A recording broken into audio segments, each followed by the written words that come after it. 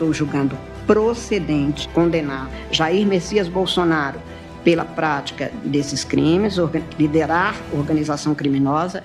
Esta é a acusação feita, este é o diferencial de ser o líder da organização. Tentativa de abolição violenta do Estado Democrático de Direito, tentativa de golpe de Estado e dano. É o voto, senhor presidente. Com o voto da ministra Carmen Lúcia, o ex-presidente Jair Messias Bolsonaro acaba de ser condenado por liderar uma organização criminosa que atentou contra o Estado Democrático de Direito e tentou dar um golpe de Estado no Brasil. Esse processo todo, que tem mais de 2 anos entre a investigação, o indiciamento e agora a condenação, marca uma virada histórica no país, porque essa é a primeira vez que o Brasil condena quem tenta dar um golpe de Estado.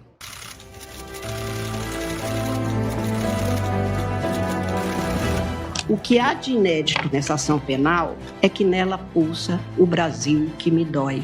A presente ação penal é quase um encontro do Brasil com seu passado, com seu presente e com seu futuro.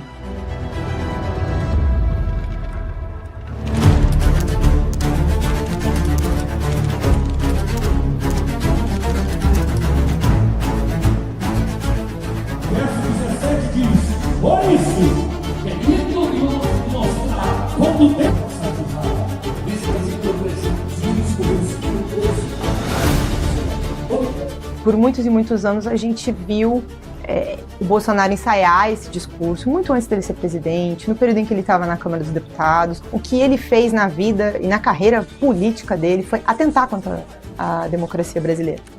Contra o comunismo, pela nossa liberdade, contra o Fórum de São Paulo, pela memória do coronel Carlos Alberto Brilhante Ustra, pelo Exército de Caxias, pelas nossas Forças Armadas, por um Brasil acima de tudo e por Deus acima de todos, o meu voto é sim! Então ele sempre usou a tribuna da Câmara dos Deputados para dizer que ia matar pessoas, fuzilar o Fernando Henrique.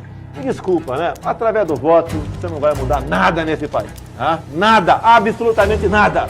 Você só vai mudar, infelizmente, quando um dia nós partimos para uma guerra civil aqui dentro. E fazendo um trabalho que o regime militar não fez, matando uns 30 mil. Começando com o FHC. Não deixar pra fora, não. Ele não foi parado antes. Esse foi também um erro, acho que desse processo como um todo. Só agora a gente vai conseguir, como democracia, fazer valer a ideia de que não pode existir impunidade também para o discurso violento de ataque à democracia. Vamos fuzilar a petralhada aqui do Acre! Eles queriam que um governo que somasse uma concepção de meio ambiente, do Ricardo Salles. Que só fala de Covid, e ir passando a boiada, e mudando todo o regramento de Ministério da Agricultura, de Ministério do Meio Ambiente, de Ministério disso, de Ministério daquilo. Uma concepção econômica do Paulo Guedes. Todo mundo indo para Disneyland, empregado doméstico para Disneyland, uma festa danada. Mas peraí.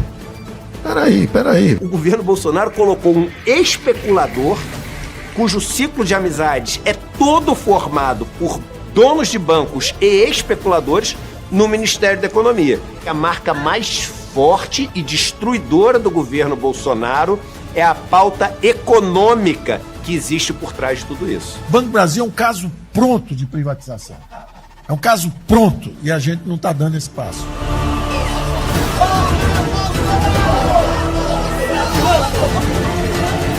Essa decisão, ela é histórica, ela é epocal, como alguns historiadores dizem. Ou seja, ela marca uma época, de fato. Qual é a grande novidade epocal do instante que estamos vivendo? Pela primeira vez, militares criminosos são julgados pelo judiciário e não pelo Superior Tribunal Militar. O que vale para mim é a lei de Deus.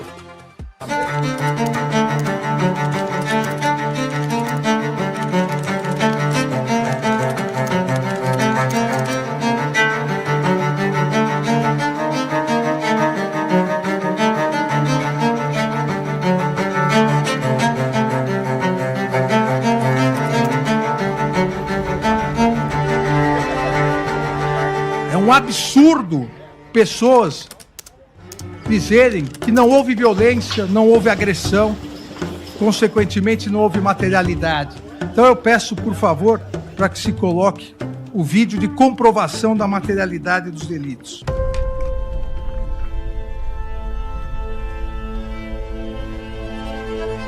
Aqui, seguindo o que a Procuradoria-Geral denunciou, os acampamentos golpistas, em que mais de 570 réus confessaram que queriam intervenção militar. Aqui, na sequência da denúncia, os atos violentíssimos de 12 de dezembro, no dia da diplomação do presidente e do vice-eleito. Brasília está em chamas. São quase uma dezena de automóveis pegando fogo. Se isso não é violência, né, o que seria uma violência? O absurdo de uma violência programada. Aqui, no dia véspera de Natal, a bomba, o caminhão-bomba, que colocaram uma bomba, se explodisse a bomba, centenas, se não milhares de pessoas morreriam. Vamos entrar e tomar o poder. E aqui o dia 8 de janeiro.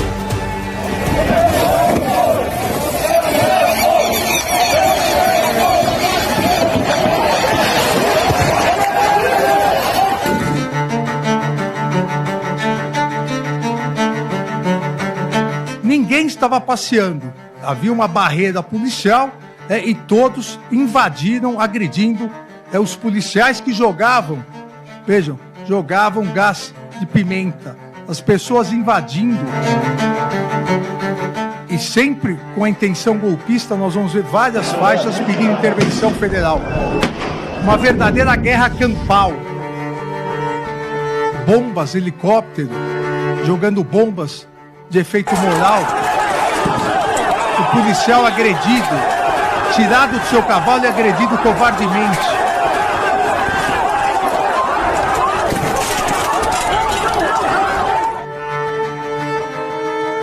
Congresso Nacional,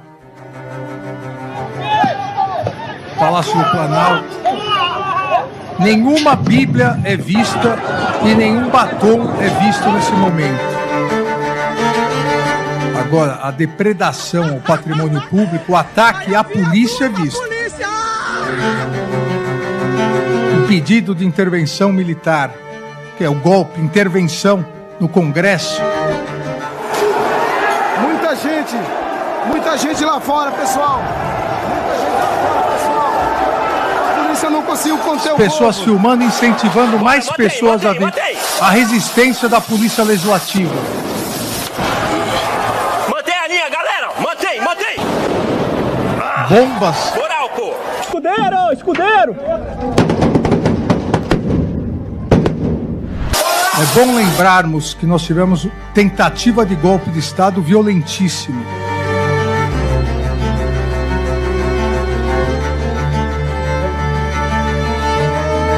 Fogo, destruição ao patrimônio público.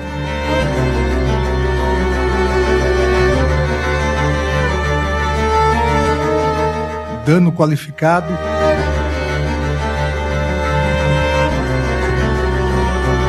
E agora o Supremo Tribunal Federal.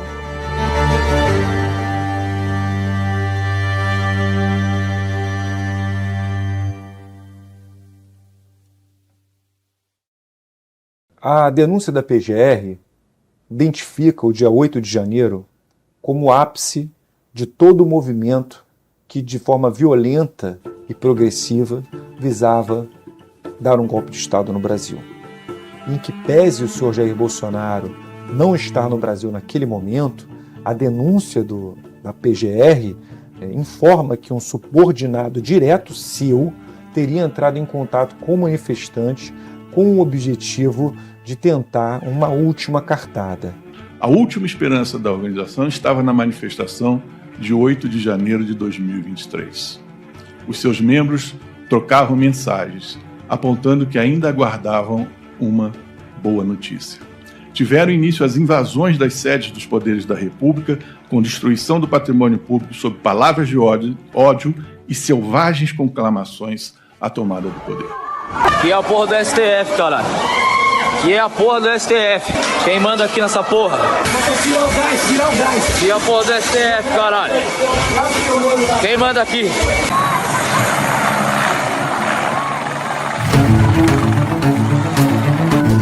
A responsabilidade pelos atos lesivos à ordem democrática recai sobre organização criminosa liderada por Jair Messias Bolsonaro, baseada em projeto autoritário de poder, enraizada na própria estrutura do Estado e com forte influência de setores militares. A organização se desenvolveu em ordem hierárquica e com divisão das tarefas preponderantes entre seus integrantes. Jair Messias Bolsonaro continua o Procurador-Geral da República, junto com Alexandre Rodrigues Ramagem, Almir Garnier Santos, Anderson Gustavo Torres, Augusto Heleno Ribeiro Pereira, Paulo Sérgio Nogueira de Oliveira e Walter Souza Braga Neto, integrantes do alto escalão do governo federal e das Forças Armadas, formaram um núcleo crucial da organização criminosa. Deles partiram as principais decisões e ações de impacto social que serão narradas nessa denúncia. Mauro César Barbosa Cid, embora com menor autonomia decisória, também fazia parte desse núcleo, atuando como porta-voz de Jair Messias Bolsonaro e transmitindo orientações aos demais membros do grupo. Toda essa construção que começa com a fabricação de um discurso sobre as urnas e termina com 8 de janeiro, foi uma opção da Procuradoria-Geral da República para tratar o movimento voltado ao golpe de Estado no Brasil. O miolo dessa imputação, que é a construção de um planejamento, a execução desse planejamento, a arregimentação de setores especiais do Exército Brasileiro para matar autoridades, tudo isso já é, no meu modo de ver, suficiente para demonstrar que essas pessoas se uniram com o objetivo de dar um golpe de Estado.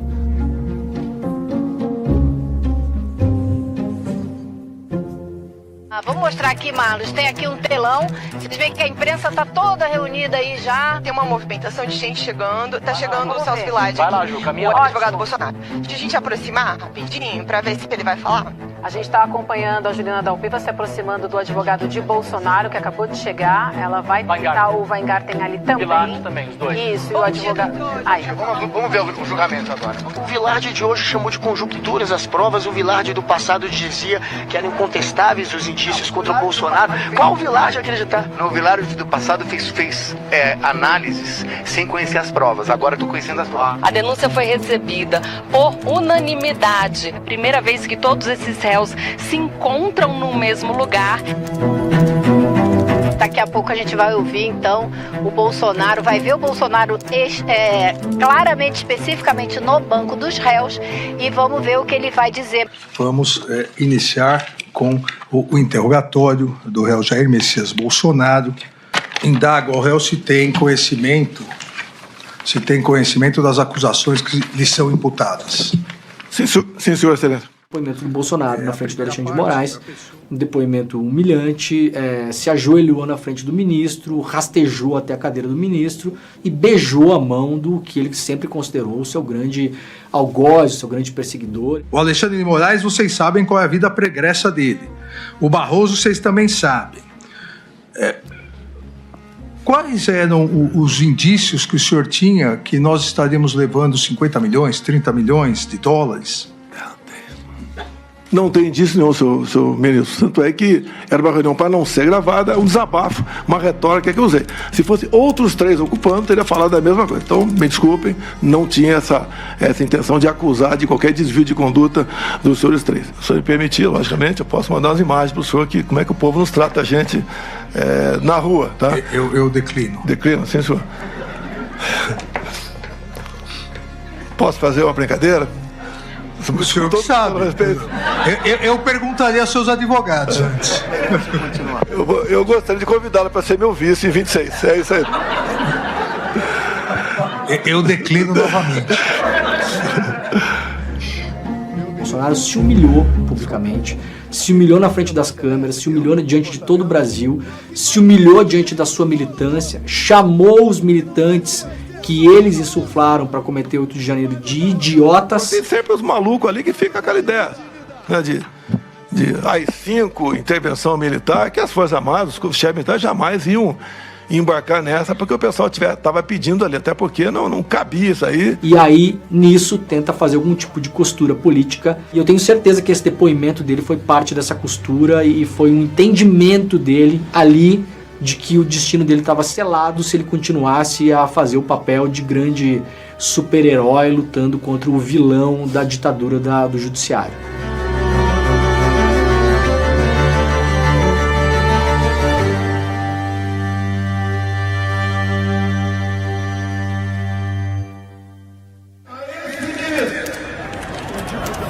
Que ele tem tempo ainda para se redimir. Tem tempo ainda de arquivar seus interesses. O Brasil precisa restabelecer o seu Senado. Alexandre de Moraes! O momento mais grave para a democracia brasileira não foi o 8 de janeiro. Foi o 7 de setembro de 2021.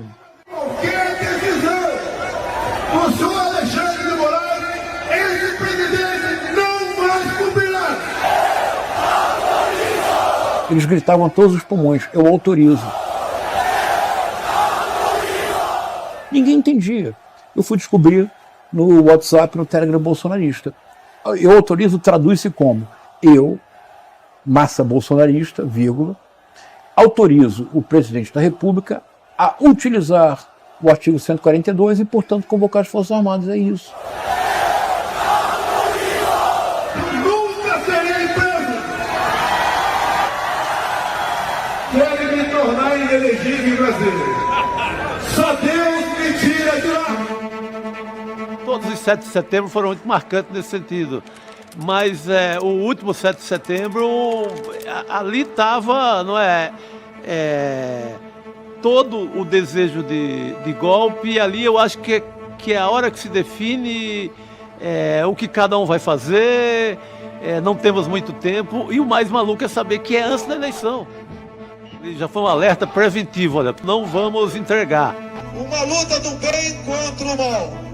O mal que perdurou por 14 anos em nosso país, que quase quebrou a nossa pátria e que agora deseja voltar à cena do crime. Não voltarão! O povo está do nosso lado! O povo está do lado do bem! Imbrochável, imbrochável, imbrochável, imbrochável!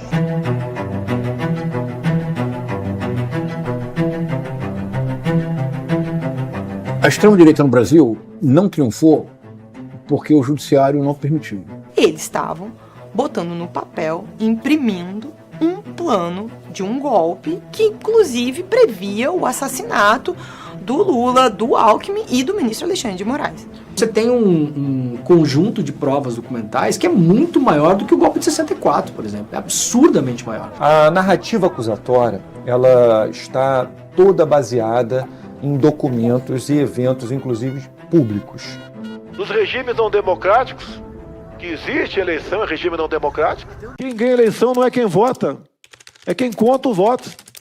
Vamos continuar vivendo com essa desconfiança até quando? Quem tirou o Lula da cadeia, quem o tornou elegível, é quem vai contar os votos lá no TSE, na sala escura. E devemos entubar e dizer que o ministro Barroso está certo. As urnas são invioláveis. Eles entenderam rapidamente que a desinformação sobre as urnas provocaria uma raiva genuína nas pessoas. Se as pessoas de fato comprassem que o sistema não funcionava, elas comprariam um salvador. O Bolsonaro queria se colocar nesse lugar.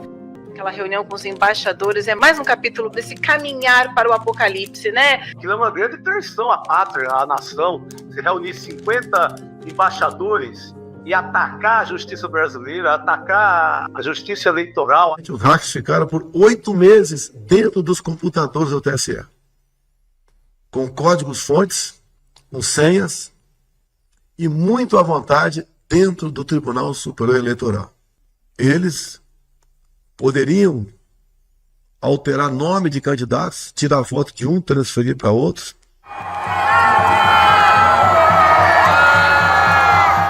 multidão vai às ruas para comemorar a terceira vez do ex-metalúrgico no comando do país.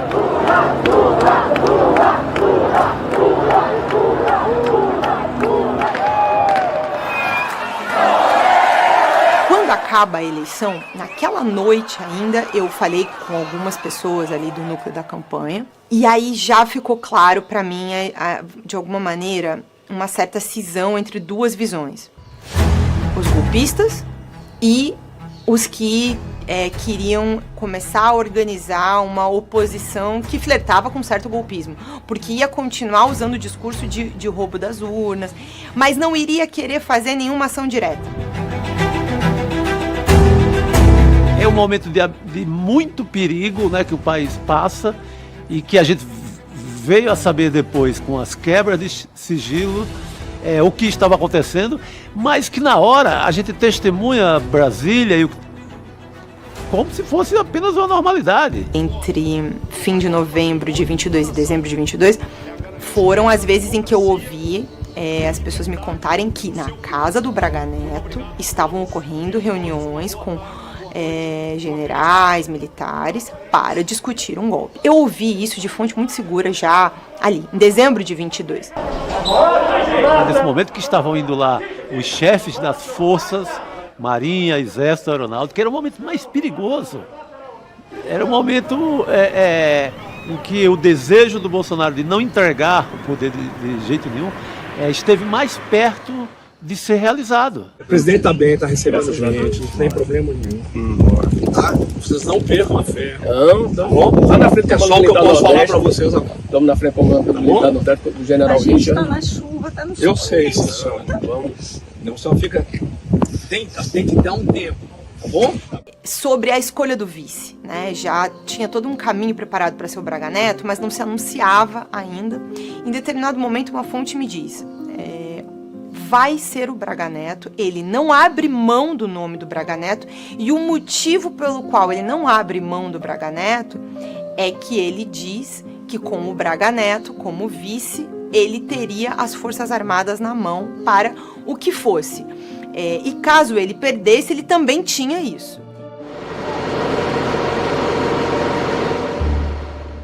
A gente tem aí 36 horas da eleição de Lula, muita coisa acontecendo. O ministro Alexandre de Moraes determinou, então, que as polícias militares podem desobstruir as rodovias. Acho que erram as pessoas que dizem que esse bloqueio nas estradas foi o Capitólio brasileiro. O Capitólio brasileiro, ele pode vir ainda e pode ser muito mais sério do que o Capitólio americano.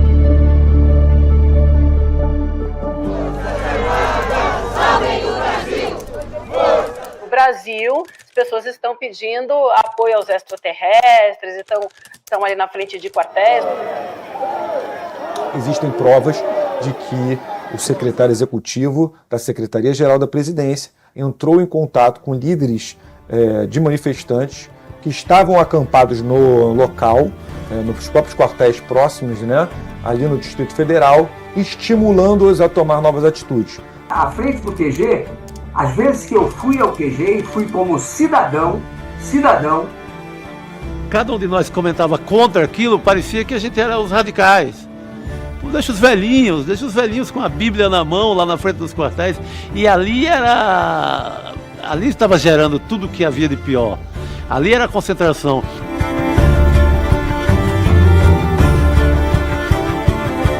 Lá estavam todos aqueles mais violentos e com cara de terrorismo, como o rapaz do caminhão, o Jorge Austin, que destruiria o aeroporto de Brasília na véspera do Natal. Ele estava lá, todo mundo estava abrigado nesses lugares.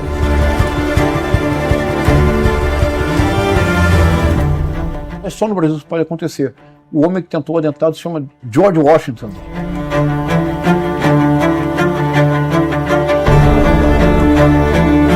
Se essa bomba tivesse explodido, teria sido um dos maiores atentados terroristas da história, não da história do Brasil, da história, porque é um caminhão combustível no aeroporto.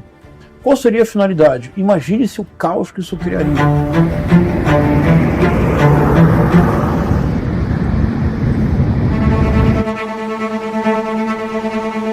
Muitas pessoas também me diziam isso, que o Bolsonaro tinha medo de ser preso, tinha medo de ser preso, tinha medo de ser preso. Então, ele ia sair por medo de ser preso. O medo de ser preso, agora é um pouco mais claro para mim, não era só sobre as investigações que já existiam antes, dele, da família, mas também do que estava rolando ali nesse bastidor, que a gente não sabia em detalhes o tão grave que era. O Brasil não vai se acabar de abrir. Pode ter certeza disso. Hoje, temos uma massa de pessoas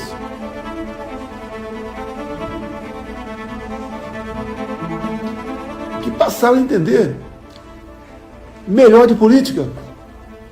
Passaram a dar valor nas coisas que ela achava que não corriam risco nenhum. E corre risco. O bem vai vencer. Ele sai do Brasil, na minha opinião pessoal, com o objetivo de se desvincular da última fase desses atos.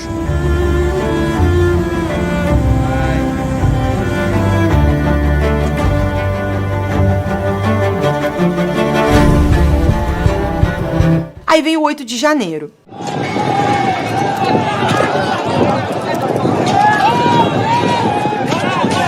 Milhares de apoiadores de Jair Bolsonaro, importante essa conexão, invadiram o Congresso brasileiro e os escritórios do presidente numa resposta ao que eles acreditam ter sido uma eleição fraudada.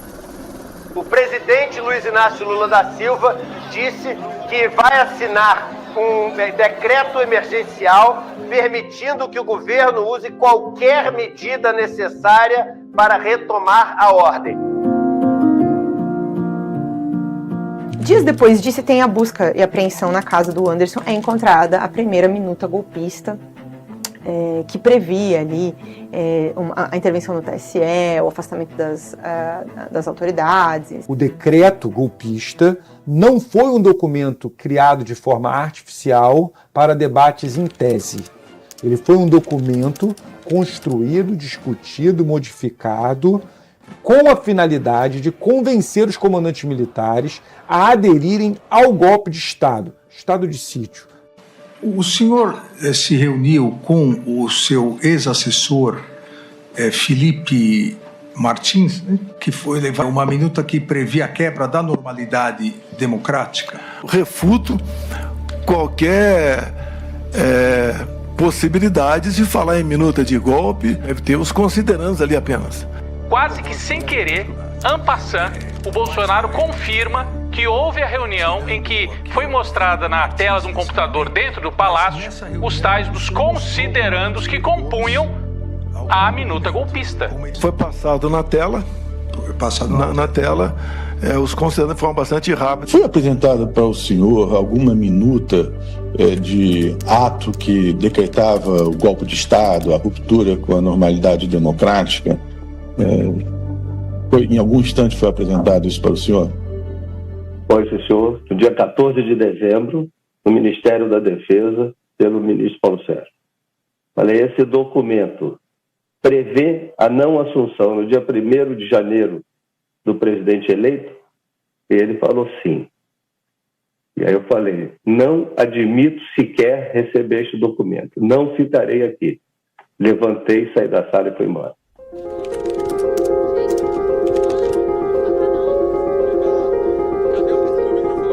Não tem nenhuma prova contra o senhor, mas o senhor admitiu que trabalhou a minuta golpista? Editou a minuta? Você viu a minuta golpista? Você viu?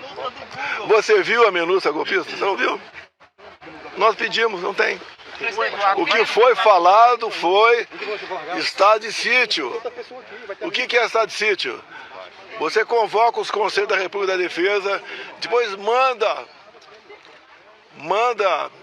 esse projeto para o Congresso decidir se você pode ou não assinar o decreto. Mas tem que ter um motivo, o país estava em paz. Mas foi feita alguma coisa? Foi convocado o Conselho? Para que pensar nisso? Não posso pensar? Você quer criminar o meu pensamento? Não, pensamento não. O senhor chamou os comandantes militares para discutir a ideia. Eu conversei com ele desde quando era deputado. O documento consistia basicamente de duas partes, né? A primeira parte eram os considerandos, e no segunda parte entrava numa área mais jurídica, né, de estado de defesa, estado de sítio, prisão de autoridades e decretação de um conselho eleitoral, alguma coisa assim para refazer as eleições ou algo parecido. O Cid ele vem dessa formação histórica, ele tem uma formação militar, o pai dele é militar e essa tradição é muito presente na cabeça desses militares. Eles são agentes superiores aos civis, eles se dão mais importância e o Cid achava que esse momento seria mais um dos momentos que o Exército entrou para purificar a pátria. Verdadeira acusação que lhe é feita pelo Procurador-Geral da República? Eu presenciei grande parte dos fatos, mas eu não participei dele. Ele entra nessa história não como delator, ele entra nessa história como golpista, que é o Cid ao longo do processo, ele vai sendo pego, e ele é pego principalmente, começa com a questão do cartão da vacinação. Ali ele abre uma brecha, a CPI entra nessa história, levanta um monte de coisa, a Polícia Federal depois usa essas provas e levanta muito mais provas.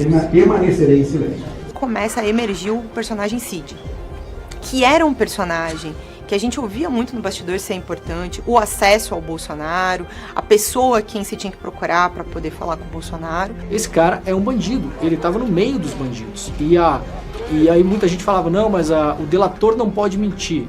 O máximo que ele puder esconder, ele vai esconder. O mínimo que ele puder contar, ele vai contar. É alguém pego fazendo uma traquinagem.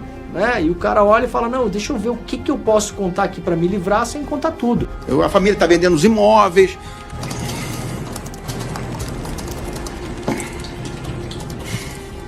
Eu não tenho minha carreira mais, coisas que são pesadas pra gente.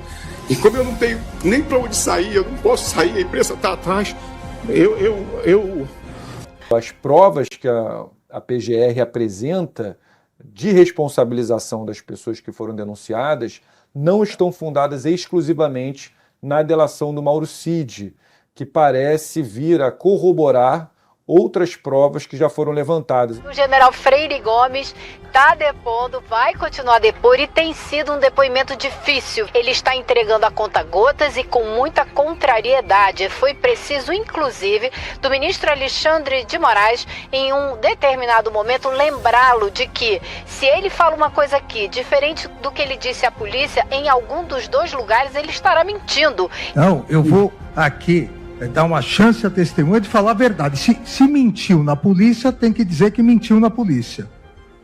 Agora, não pode, agora, perante o Supremo Tribunal Federal, falar que não lembra, que talvez, que eu estava focado somente no que eu pensava. E foi depois dessa, digamos, bronca, desse puxão de orelha, de chamá-lo à realidade dos fatos, que o general admitiu que realmente teve na reunião com o ex-presidente Bolsonaro e os dois outros chefes das Forças Armadas uma divergência. O que eu quis relatar aqui foi que eu relatei agora, que eu e o Brigadeiro Batista Júnior nos colocamos contrários ao assunto e que eu estava focado no que eu falei, e que o almirante Garnier, ele tomou essa postura de ficar com o presidente. Apenas a diferença, ministro Alexandre, é que eu não posso inferir o que ele quis dizer com estar com o presidente. Se não é a quebra de sigilo, se não é todo o trabalho da Procuradoria, o trabalho da Polícia Federal, do Alexandre de Moraes, a gente não saberia disso nunca. Se retirar da cena do crime. Os advogados preocupados, meu cliente não estava na cena do crime, meu cliente não tomou esse cafezinho nessa hora, meu cliente não chegou, quando o meu cliente chegou a minuta já tinha sido apresentada, ele não viu a minuta, ele viu só de lado, então, mas não há sequer um esforço grande de dizer que não houve tentativa de golpe, ninguém vai por aí. A tradição das forças armadas no Brasil é lançar mão do terrorismo como ação política. A primeira informação mais, assim, pesadona que chega é que, a Polícia Federal descobriu, teve um plano para tentar matar o Alexandre de Moraes. E aí eu me lembro que chegou, e a fonte muito precisa, tinha monitoramento de horário, de placa, de tudo, tá? Existia, tem documento para provar isso. E aí eu banquei. A operação hoje é sobre esse grupo de militares que chama, conhecido entre os militares como Kids Pretos. Eles fizeram um plano que agora a gente sabe que é punhal verde e amarelo, para ser executado no dia 15 de dezembro de 2022 e que previa a execução, o assassinato do presidente Lula, do vice-presidente Geraldo Alckmin e do ministro Alexandre de Moraes. Então o tempo todo se arvorando aí que tem um plano aí de punhal verde e amarelo. Mas pelo que eu vi lá é um plano infantil, pô. Sequestrar e envenenar? Tem policial vivendo a gente aqui. Vou sequestrar alguém e envenenar. Aqui tá um copinho de chumbinho aqui. Tem sacanagem, pô. O plano Punhal Verde e Amarelo foi impresso no Palácio do Planalto, está demonstrado por mensagens envolvendo o senhor Mário Fernandes, que era secretário executivo da Secretaria-Geral da Presidência, portanto uma pessoa próxima ao senhor Jair Bolsonaro, que ele teria levado esse plano ao Palácio do Alvorada. Um assunto importante, o depoimento do general Mário Fernandes, número 2 da Secretaria-Geral da Presidência no governo Bolsonaro. Ele admitiu que ele era o autor do plano Punhal Verde e Amarelo. Ele começou o depoimento dele, em 11 minutos de depoimento, ele já admitiu que era o autor do plano Punhal Verde e Amarelo. Em relação a um arquivo que conteria o texto de um planejamento Punhal Verde e Amarelo, o senhor confirma a autoria desse arquivo também? Confirmo, Excelência. Na verdade, esse arquivo digital, e o senhor me permite, Vossa Excelência citou bem, é um arquivo digital que nada mais retrata do que um pensamento meu que foi digitalizado. Segundo o cônsul, o senhor teria impresso esse arquivo no Palácio do Planalto no dia 9 de novembro. E 40 minutos depois, o senhor dá entrada no Palácio da Alvorada. O senhor levou esse arquivo para apresentar para alguém? Impossível. Eu imprimi para ler em papel. Cid fala sobre ter recebido uma caixa de vinho com uma quantidade de dinheiro que ele não sabe precisar do Braga Neto para financiar o plano golpista. Em depoimento ao ministro Alexandre de Moraes, o tenente-coronel Mauro Cid afirmou que presenciou quando o general Braga Neto entregou dinheiro vivo para financiar o plano golpista, o Punhal Verde e Amarelo. O dinheiro teria sido entregue numa embalagem para guardar vinho. Existem mensagens entre um dos tenentes-coronéis e o Cid que mencionam a necessidade de cerca de R$100 mil para executar o plano. O general Braga Neto trouxe uma quantia em dinheiro, que eu também não sei precisar quanto foi, mas com certeza não foi os 100 mil, porque até pelo volume não era tanto, né? Devia ser uma sacola. Tava acho uma caixa de vinho, assim, um botelhazinho assim. O Cid veio atrás e perguntou: general, o PL pode conseguir algum recurso que nós estamos precisando? Na minha cabeça tem alguma coisa a ver com campanha. Eu viro para ele, como está nos autos, falo assim: procura o Azevedo, procura o tesoureiro, que era o Azevedo. A gente viu alguns personagens que apareceram como financiadores, foram poucos, a imensa maioria deles o pessoal do agro, né? Gente com muita grana que financiou, principalmente as pessoas que foram pro 8 de janeiro.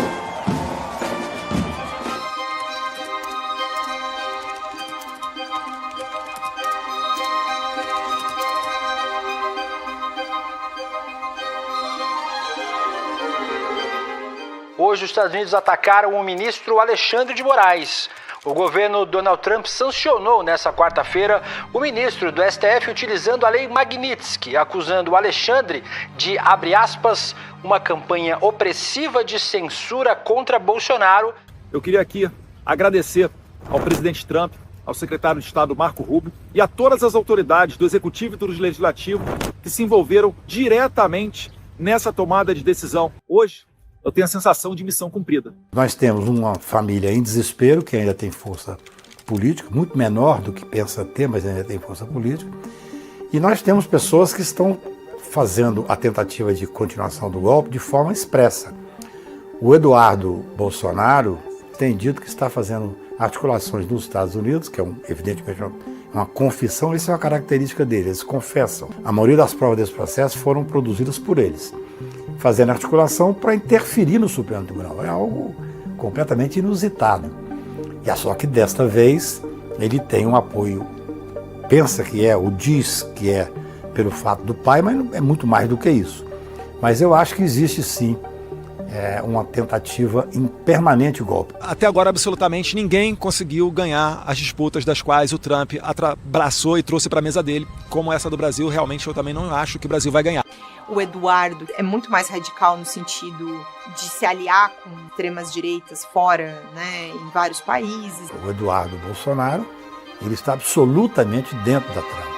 Quando me exilei aqui nos Estados Unidos, eu deixei bem clara a minha intenção de sancionar o Alexandre de Moraes. Gravações que vieram à tona agora deixam muito clara a coordenação que existia entre Jair Bolsonaro, o filho dele Eduardo e Silas Malafaia para interferir, tentar atrapalhar o processo do julgamento da tentativa de golpe de Estado que acontece aqui no Supremo Tribunal Federal. O Silas Malafaia estava irritadíssimo com Eduardo Bolsonaro, porque está achando que o Eduardo Bolsonaro não estava usando a tática correta nos Estados Unidos. Eles estão desesperados, brigando. Então o Eduardo xinga o pai, o Malafaia xinga o Eduardo e o Jair fica bravo com os dois. A carta do Trump é para você. Toda arrombada que o Trump deu no mundo é sobre economia. Você, com o Brasil, é sobre você, cara. A faca e o queijo está na tua mão, ô cacete. E nós não podemos perder isso, pô! E vem teu filho babaca falar merda, dando discurso nacionalista, que eu sei que você não é a favor disso. Dê-lhe um esporro, cara. Mandei um áudio pra ele de arrombar. Eu acho que ele sabe que será processado e será preso, porque o Trump não vai durar a vida inteira.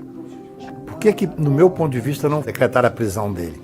Porque decretar a prisão do Alan dos Santos tem 3 anos... E os Estados Unidos não fez a extradição, não concedeu a extradição, embora o governo brasileiro tenha se empenhado.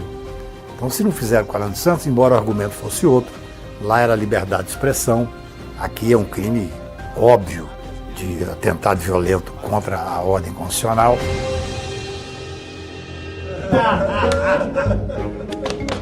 O Eduardo Bolsonaro com as suas conexões internacionais, né? Um pouco ali com a direita europeia, muito com a direita latino-americana, com pontes na Argentina, que estavam também nas lives, todo o movimento pré-golpe. Já era visível essa mão do Eduardo Bolsonaro com as conexões estrangeiras. Pensaram que se tinha ido para Estados Unidos com Bolsonaro.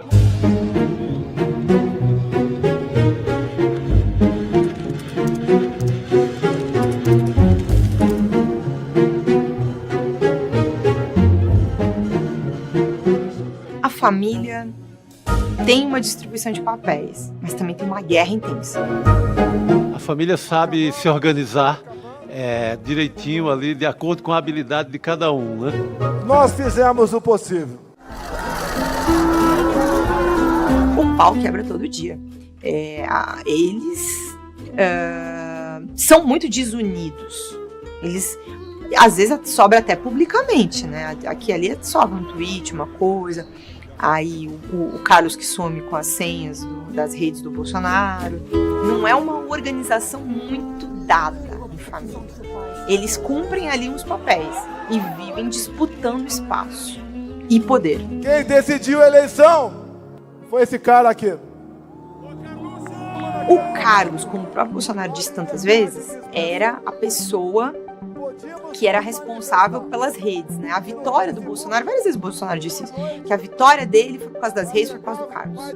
Um telefone numa prancha de surf, esse foi meu marqueteiro. É o gabinete do ódio que ele tá falando quando ele fala isso.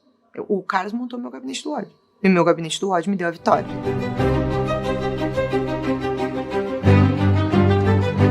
O gabinete do ódio tem um papel golpista desde a concepção dele, né? Então, quando o Carlos seleciona rapazes para trabalhar com o Bolsonaro, ele já seleciona porque eles tinham perfis no Facebook muito grandes de memes para atacar pessoas. É assim que eles são selecionados. Senhor Carlos, o senhor tem algo para falar em relação à operação? Carlos é o personagem mais soturno dessa história, né? É o cara que fica lá um pouco nas sombras, tinha criado aquela espécie de gabinete do ódio. Tem uma ligação muito grande com toda aquela turma que estava criando notícias falsas e espalhando notícias falsas.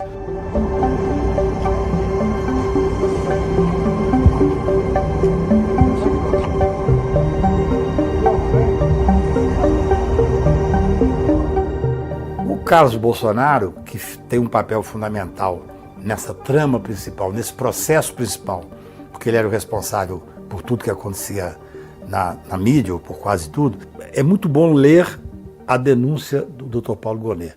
Os membros da organização criminosa estruturaram, no Palácio do Planalto, ataques às instituições. Porque ela faz uma retrospectiva, o Intercrimes, mostrando como agia essa organização criminosa. Um dos objetivos era o quê? Desestabilizar o Supremo, desmoralizar o Supremo ou fechar o Supremo. E nisto, o Carlos Bolsonaro tinha uma importância fundamental.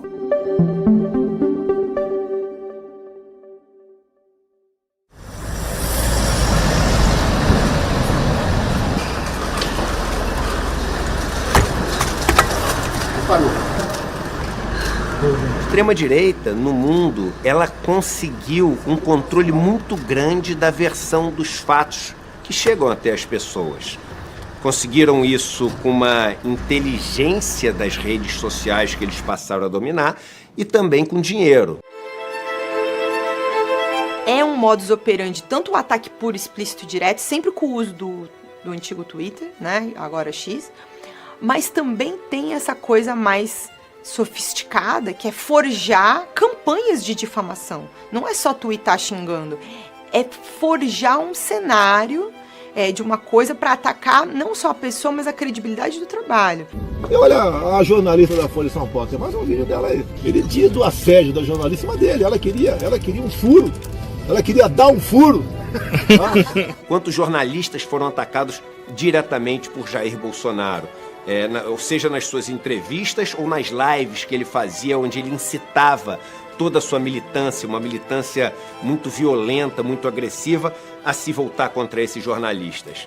Quando eu vejo a imprensa me atacar, dizendo que eu comprei 2,5 milhões de lata de leite condensado, vai pra puta que eu pariu!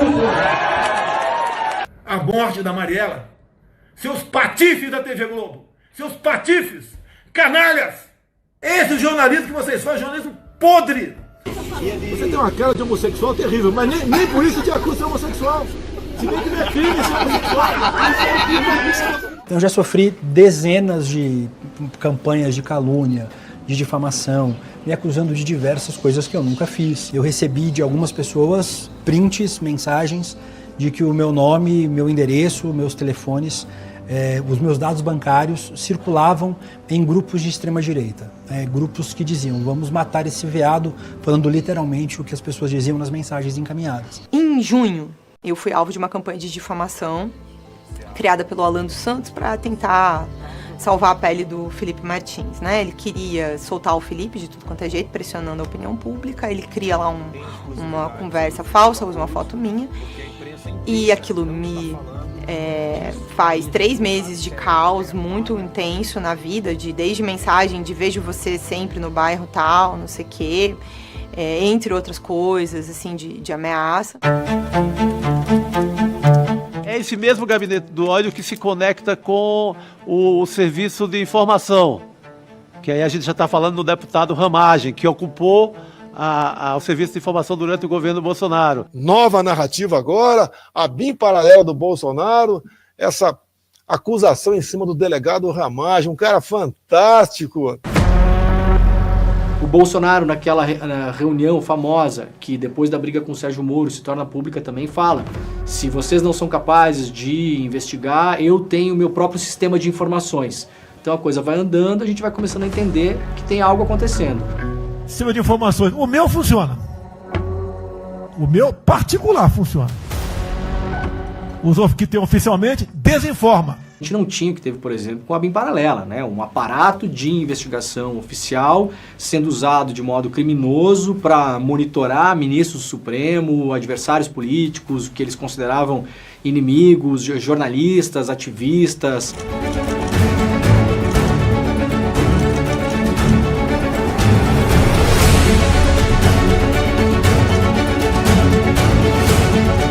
relatório da Polícia Federal, que foi tornado público há pouco tempo atrás, onde em mais de 1000 páginas, o único veículo de mídia que aparece como sendo monitorado, como sendo alvo de todo um esquema para criar uma fake news que pudesse assassinar a reputação, é o ICL Notícias. Eles tentam criar uma história falsa para ligar o ICL à lavagem de dinheiro. Então o ICL também foi envolvido nessa investigação ilegal, criminosa, bandida que aconteceu dentro da BIM. Eles tentam criar ali um caso, eles separam documentos do ICL, o endereço do ICL. O senhor utilizava a BIM para operações de inteligência e monitoramento, não só de ministros do Supremo, do TSE, mas visando a proteção e resolver problemas particulares do então presidente Jair Bolsonaro e seus filhos e sua família. Negativo, não houve essa questão. Jair Bolsonaro foi indiciado mais uma vez, só que agora junto com seu filho Carluxo. É que a Polícia Federal entregou para o STF o relatório final da investigação da BIM Paralela. São cerca de 30 indiciados e Jair Bolsonaro aparece como chefe de organização criminosa que fez espionagens ilegais durante o seu governo. Flávio usou a estrutura da BIM Paralela para defendê-lo da questão do COAF e das rachadinhas. Eles usaram a BIM Paralela para fazer um dossiê para municiar a defesa do senador para o cara se livrar do processo no Rio de Janeiro. O Flávio tenta dar uma cara mais institucional, como se estivesse encobrindo alguma coisa. Flerta um pouco com a democracia, mas na hora H também quer o jipe, o soldado e o cabo para fechar o STF. O Flávio Bolsonaro, que parecia ser mais, eu diria, comedido e com mais cuidado, está se expondo muito agora. Eu acho que essa superexposição, ela se deve também por causa do desespero de saber que o pai vai ser preso em dias. Um homem honesto, um homem honrado, um homem patriota e um homem invejado por este vagabundo desse Alexandre de Moraes.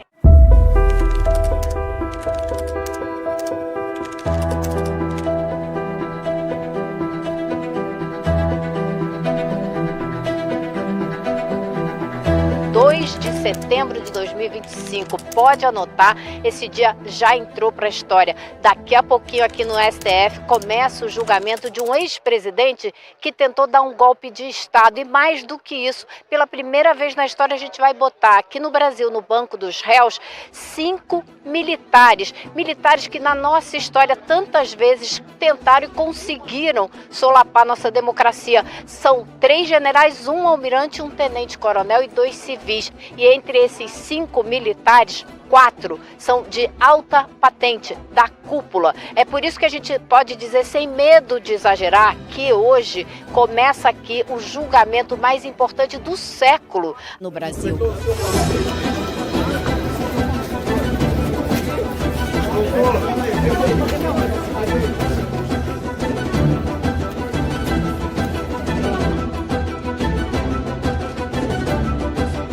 O mundo está de olho no Brasil a partir de hoje. Tem uma fila gigantesca, foram feitos mais de 3.000 pedidos para acompanhar a sessão. Olha a quantidade de jornalistas cercando aqui o Vilarde, advogado do Bolsonaro. Obrigado, gente. Aí, o ex-presidente chegou a manifestar o desejo de livre julgamento? Chegou, mas ele não está bem. Ele não está bem. O que ele está sentindo? Saúde. Aí tem que falar com os médicos. Ele não vem, então? Não vem. Acabou de chegar o advogado agora do Braga Neto. Vamos ver se ele fala também. Eu confio na absolvição do meu cliente. Bom dia a todos. Vai começar agora o julgamento, então. Vamos ouvir esse que é um momento histórico.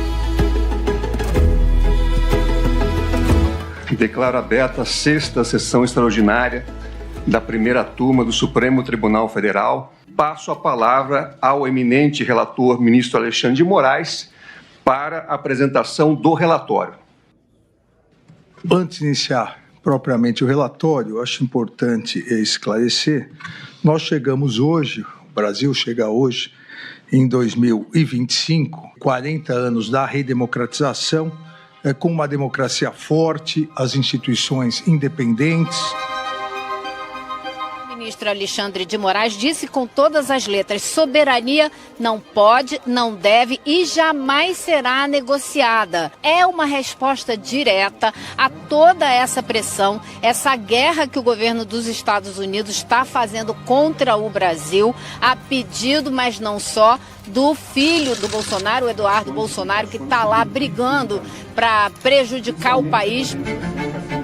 Coragem institucional e defesa da soberania nacional fazem parte do universo republicano dos membros dessa Suprema Corte, que não aceitará coações ou obstruções no exercício de sua missão constitucional. Encontrados, obtidos pela autoridade policial. Nenhum dos réus, através de suas defesas, negou os fatos apresentados até agora nesse processo. Eu acho que isso é muito relevante. Eles tentam retirar seus clientes da cena do crime, mas não negam a existência do próprio crime. Garnier, ele evidentemente não fez nada disso. Preciso dizer com todas as letras, Walter Souza Braga Neto é inocente. O presidente, ele não atentou contra o Estado Democrático de Direito. Não se pode punir um ato preparatório.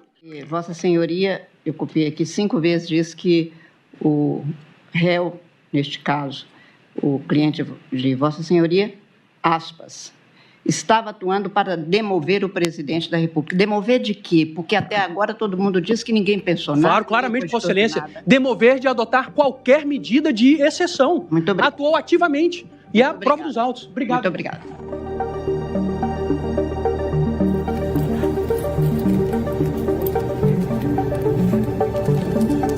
A gente vai começar com o voto do ministro relator Alexandre de Moraes, que promete ser um voto extenso.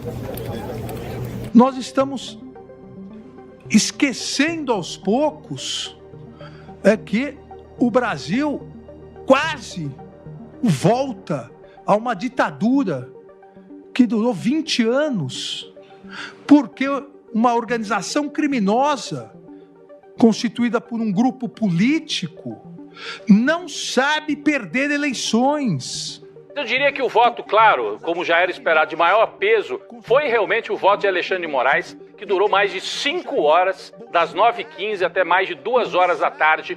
É uma espécie de histórico de tudo que aconteceu no Brasil, histórico do golpismo e dessa organização criminosa que tem como chefe Jair Bolsonaro.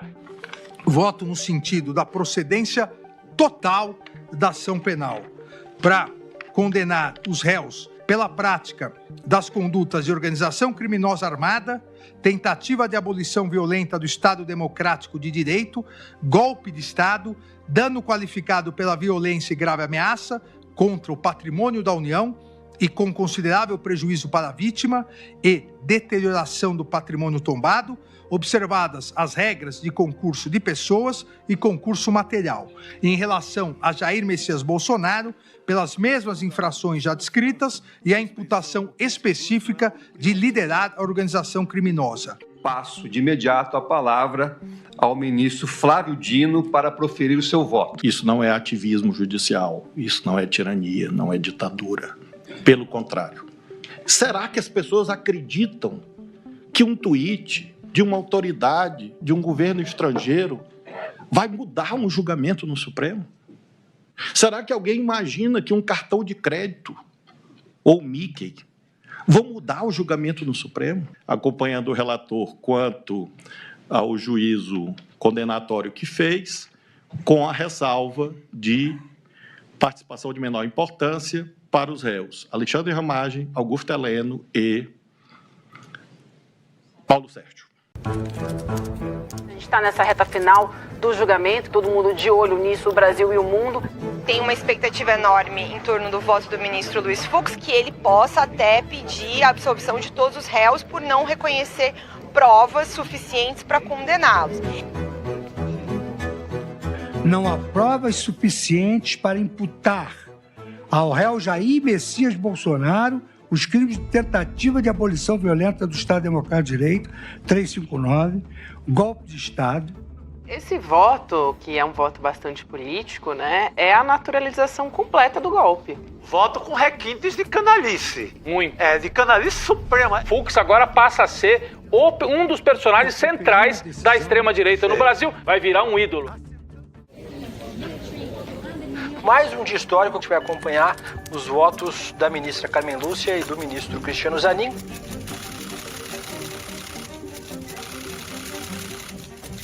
Hoje é um dia de defesa da democracia e cabe aí a uma mulher, a ministra Carmen Lúcia, dar o voto dela nesse julgamento que vai ficar marcado para o Brasil. Eu tenho por comprovado pela Procuradoria-Geral da República que Jair Messias Bolsonaro praticou os crimes que são imputados a ele na condição de líder da organização criminosa. Sim, a turma do Supremo Tribunal Federal formou maioria para condenar o ex-presidente Jair Messias Bolsonaro por tentativa de golpe de Estado como chefe de organização criminosa, Gabi. A gente acabou de ver a história da democracia sendo escrita por uma mulher.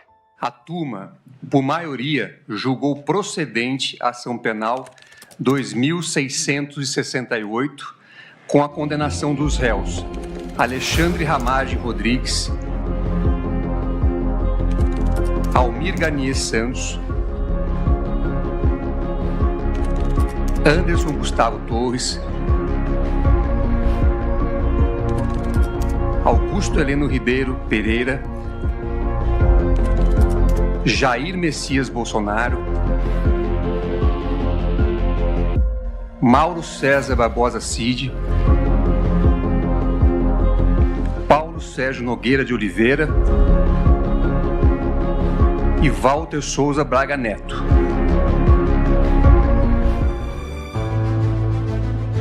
Dia histórico para o Brasil, para a nossa democracia, em nome dos mortos e desaparecidos da ditadura de 64, um pouco de justiça sendo feita nesse país, Rodrigo. Só queria acrescentar uma coisa. Foi importantíssimo essa nossa reconciliação com o passado e olhar para frente, para o futuro. Mas a gente tem uma conta humana para acertar com os 4 anos de governo Bolsonaro que ainda, espero eu, serão acertadas. Nós tivemos 700 mil mortes por causa da pandemia de Covid e o cálculo que se faz é de que pelo menos 400 mil pessoas, pais, mães, tios, filhos, primos, avós, morreram porque aquele governo decidiu que não ia cuidar da população, que ia negar vacina, que ia negar ciência, que ia dizer que o vírus não era de nada, era uma gripezinha, que não precisava tomar vacina, que a cloroquina resolvia.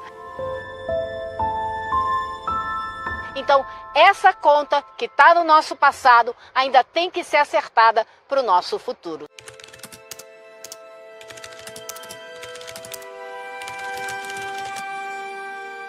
É emocionante estar nesse momento, ser testemunha dessa história toda, saber que era possível levar Bolsonaro para a cadeia, mas fica aquela pedacinho de alerta para a gente manter que o fascismo está vivo e o bicho é um vermezinho de nada que fica forte depois, então atenção total sempre.